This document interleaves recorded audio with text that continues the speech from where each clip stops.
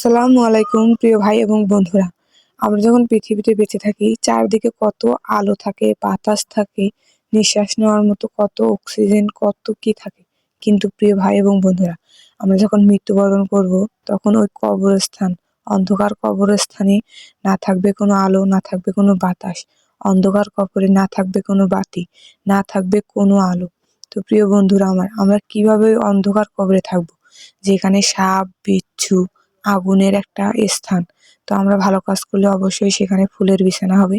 আর খারাপ কাজ করলে অবশ্যই সেটা আমাদের আগুনের একটা স্থান হবে। তো প্রিয় ভাই আমার, সামান্য একটু আগুনের ছোঁয়া লাগলেই আমরা অনেক জ্বালা-পোড়া করে হাত পা। সে জায়গা তো আগুনের একটা স্থান, সেখানে আমরা থাকবো কিভাবে? তো সেখান থেকে বাঁচতে হলে অবশ্যই আমাদের ৫ ওয়াক্ত নামাজ পড়তে হবে, সৎভাবে চলতে হবে। তো বন্ধুরা আসুন আমরা ৫ ওয়াক্ত নামাজ পড়ি, আল্লাহর নামে জীবন গড়ি। বন্ধুরা, আমি নতুন একটা চ্যানেল খুলেছি, সবাই পারলে একটু আমাকে ভালোবাসা দিবেন।